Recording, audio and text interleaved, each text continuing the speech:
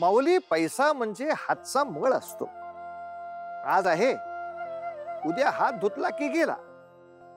पण असा पैसा निघून गेला की मनुष्य सैरभैर होतो. पण जसजसे दिवस पुढे सरत जातात, काळ पुढे सरकत जातो, तेव्हा तो मळ परत हाती लागतोच. म्हणजे आपलं धन, पैसा पुन्हा आपल्याकडे येणार आहेच. परंतु त्यासाठी आपल्या प्रयत्नावर आणि भगवंतावर सुद्धा श्रद्धा हवी.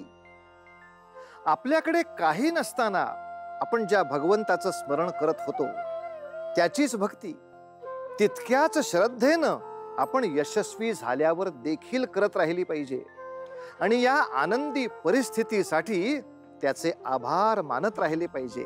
कारण हे समाधानी दिवस आपण त्याच्याच कृपेनं अनुभवू शकतो.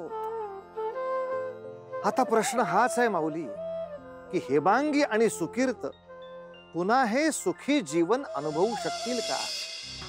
आजवर आम्ही कधीही कुणाच्याही प्रगतीच्या आड आलो नाही. हा अपसमज करू नका.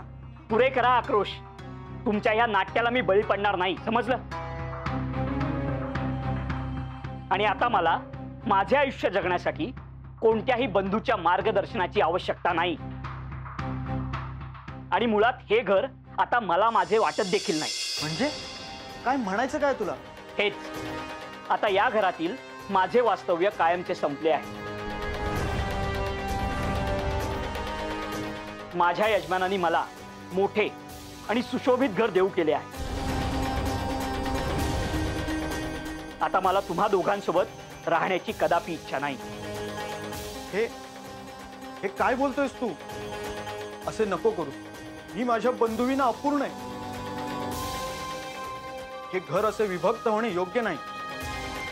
आपल्याला या घराने माया दिली, आपलेपणा दिला. आपल्याला नको ते मोठे घर. तुला माझे म्हणणे ऐकावेच लागेल. मी सांगतोय ते ऐक. आता या घरात आपण एकही क्षण थांबणार नाही, समजलं?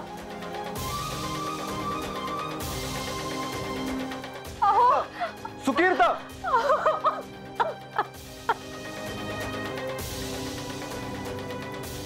नाही हेमांगी, ही देखील परीक्षेचीच घटिका आहे. असे खचून जाऊ नकोस.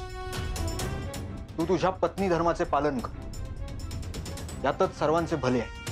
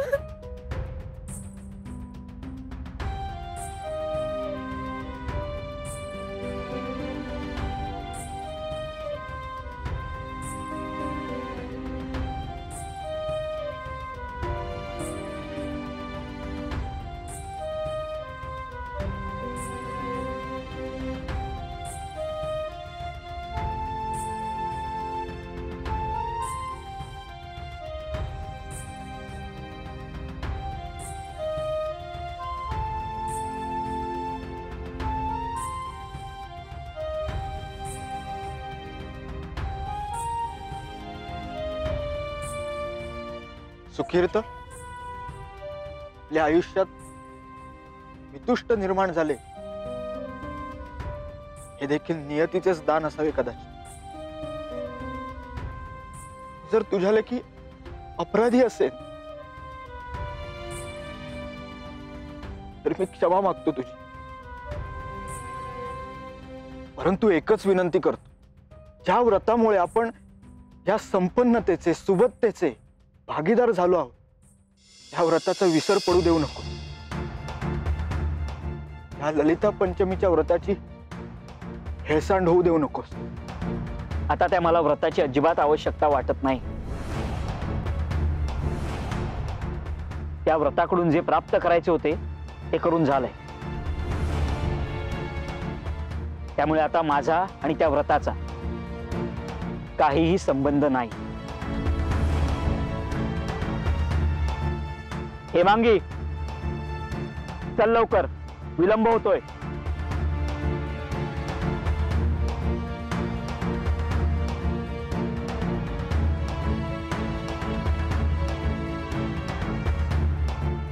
हेमांगी,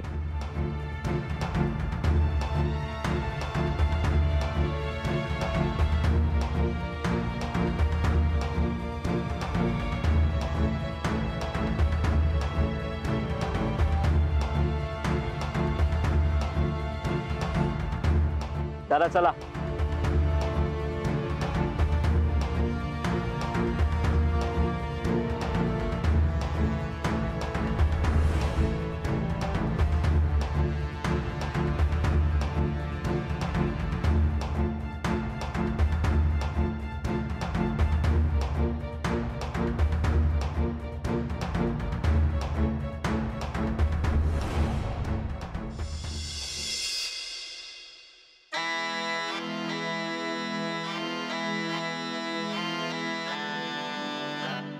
वाह, किती सुखावह आहे सारे.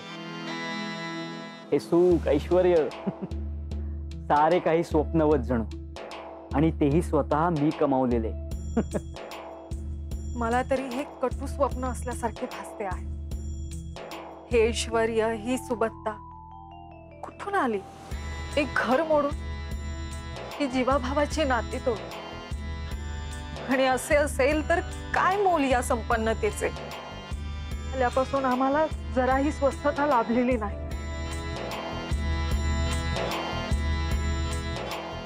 हेमांगी, अगं, सृष्टीचा अलिखित नियमच आहे. आपल्याला काही नवीन प्राप्त करायचे असेल तर हाती असलेले त्यागावेच लागते.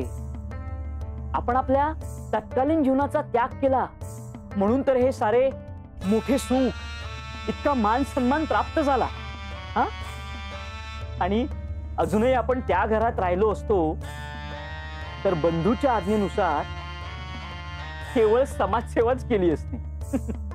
त्या दयाबुद्धीने हे सारे काही प्राप्त झाले असते का, मला सांग. हा, बघच तू, आपण हे जे काही प्राप्त केले आहे ना, ते बंधू कधीच प्राप्त करू शकणार नाही. आणि माणसाला आस कशाची असते?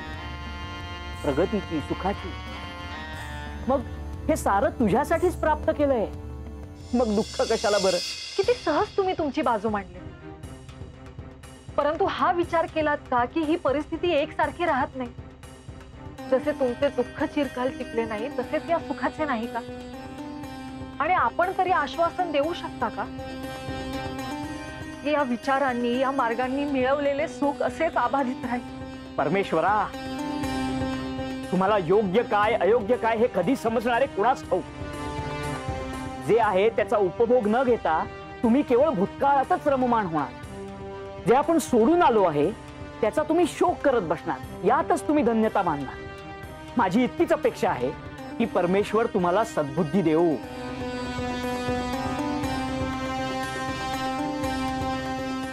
आणि मी ईश्वराकडे प्रार्थना करते की त्याने आपणास विवेक बुद्धी द्यावी.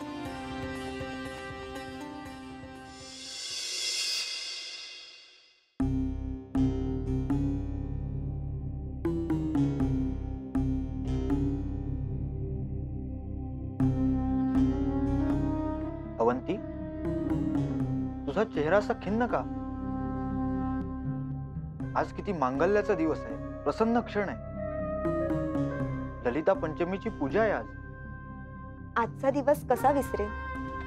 आजवर देवीचा नैवेद्य कधीही मी एकटीने केलेला नाही. हेमांगी कायम सोबत करायची, परंतु आज मात्र क्षणोक्षणी तिची आठवण येते आहे. अगदी मनातले बोल. आज त्यांना येथून जाऊन 2 वर्षे झाली, परंतु त्यांनी एकदाही आपल्याशी संपर्क साधण्याचा प्रयत्न केला. का नसेल वाटले त्यांना आपली विचारपूस करावी? ह्या 2 वर्षात किती काय काय झाले. आपल्याला पुत्ररत्न प्राप्त झाले, सुबत्ता आली. हे सर्व ललिता पंचमीच्या व्रतामुळे. पण मला याची देखील खात्री वाटत नाही की सुकीर्त त्याच्या घरी ही पूजा करीत असते. जे काही असेल, आपण अपेक्षा करूया देवी त्यांच्या सर्व चुका पोटात घेईल आणि त्यांचे कल्याण करेल.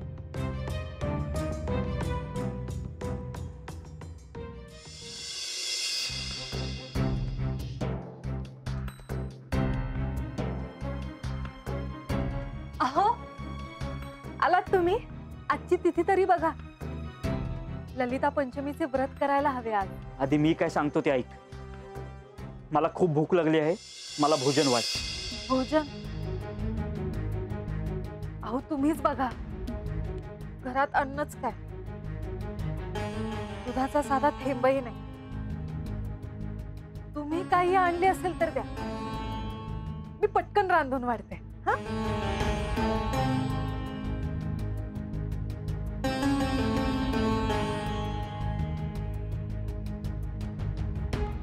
परमेश्वरा,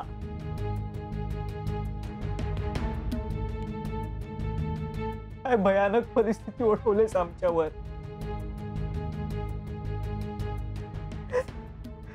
घरात होते नव्हते तेवढे सगळे विकून टाकले. जगण्यासाठी केवळ स्वतःला विकायची घटिका जवळ आली आहे.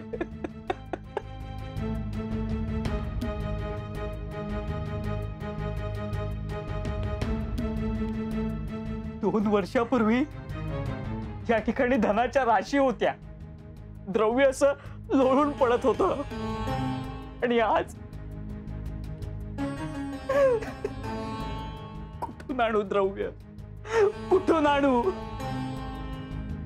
कसे जगू देवी.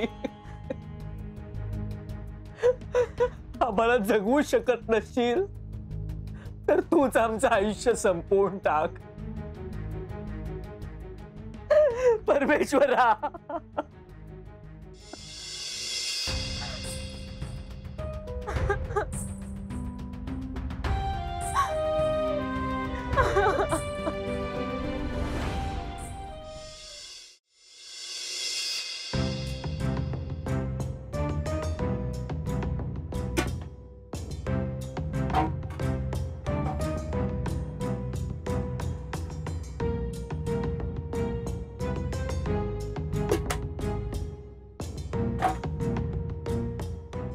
काय शोधता आहात तुम्ही? घरात अन्नाचा कण देखील उरलेला नाही. माहित आहे मला. उगीच वाटते की देवाची कृपा झाली, आपल्यावर उपकृत होऊन आपल्या येथे काही धान्य पुरवले तर. उगाच बाळ कल्पना रंगवू नका. सत्य स्वीकारा. घरात धान्य कसे आणता येईल याचा विचार करा. अशी पोटाला वस्त्र गुंडाळून आपली भूक नष्ट नाही होणार. हो माहित आहे, परंतु आज मी चंग बांधलाच आहे. आज मी तुझ्यासाठी काहीतरी धान्य घेऊनच येईल. तो पाहतोच आहे सारे, इतकाही निष्ठुर नाही तो. आणि ह्या कठीण प्रसंगात देखील आपल्या माथी हे छप्पर आहे, हेही नसे थोडके. आहे का कोणी घरात? ऐकलेस ऐकलेस, कुणीतरी यजमान आलंय. माझी मनीषा खरी ठरली. निश्चितच पूजेचे कार्य आलेले असणार. चल.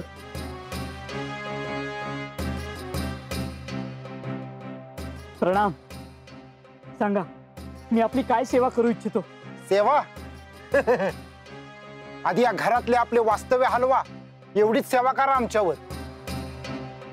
हे काय बोलताय आपण? पण आपण कोण आहात? आम्ही कोण आहोत यापेक्षा आम्ही इथे का आलो आहोत हे जास्त महत्वाचं. आजपासून हे घर, ही जागा आमची आहे. हे पहा, हे अशक्य आहे. सावकार दिव्यराव यांनी ही जागा आम्हाला भेट म्हणून देऊ केली.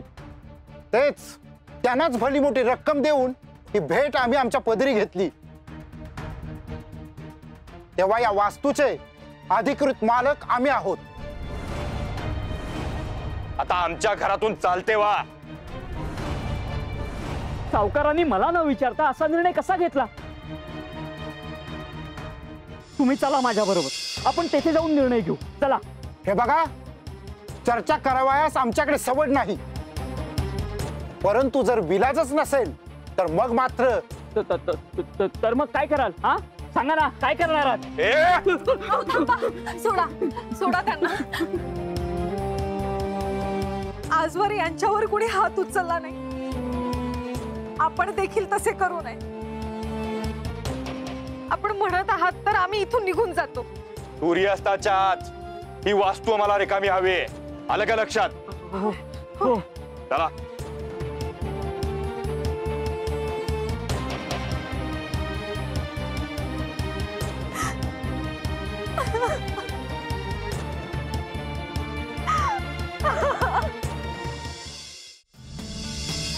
हेमांगी, आपण असे कोणते पाप केले की आपलं आयुष्य या वळणावर येऊन थांबलंय? आणखी काय, आपल्याच कर्माची फळं भोगतोय आपण. जे पेराल तेच उगवेल. काही वर्ष झाली ना आपण आपल्या देवाची पूजा केली, ना मी माझ्या देवीचे व्रत केले. पित्या समान बंधूचा आशीर्वाद नाकारून आपण आपलं घर सोडलं. त्यामुळेच ही परिस्थिती ओढावली आपल्या. सत्य आहे, यश आणि प्रसिद्धीच्या जोमात मी नको ते करून बसलो. हेमांगी, हेमांगी, हेमांगी, काय झालं? उठ हेमांगी, कुणी आहे का इथे? हेमांगी, हेमांगी, डोळे उघड. हेमांगी, कुणी आहे का इथे? माझ्या पत्नीस पाणी हवे आहे. हेमांगी, हेमांगी, डोळे उघड.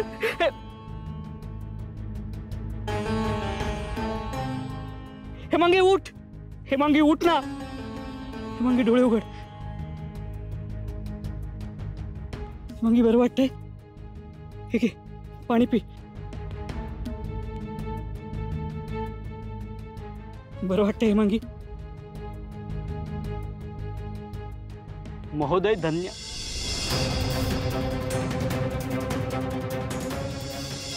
माऊली, आपण स्वतःला कधी आरशात बघितलंय का? आता तुम्ही म्हणाल आम्ही तर आरशात रोजच बघतो, पण तसं नाही. मनाच्या आरशात बघितलंय का? तो आरसा आपल्याला आपलं खरं रूप दाखवतो, आपल्या चुका अगदी स्पष्टपणे दाखवतो. आणि म्हणून आपण आपल्या आयुष्यात किमान स्वतःशी तरी प्रामाणिक राहिलं पाहिजे. स्वतःच्या नजरेत मान उंचावून जर जगायचं असेल तर आपलं आचरण चांगलं असलं पाहिजे, तरच आपली प्रगती होते. अगदी दिगंतप्रमाणे तो स्वतःशी प्रामाणिक राहिला आणि त्याचं आचरण देखील चांगलंच आहे. आणि सुकीर्तचं काय झालं ते आपण बघितलंच. केवढं ते ऐश्वर्य मिळवलं, पण देवाचे आभार मानले नाहीत, त्याचं विस्मरण केलं आणि त्यामुळे त्या कर्माचे भोग भोगावे लागलेच. आपल्या अविचारी वागण्याचा आणखी किती त्रास या सुकीर्त आणि हेमांगीला भोगावा लागेल ते काळच ठरवेल. भेटूया पुढील भागात. तोवर उतू नका, मातू नका, घेतला बसा टाकू नका.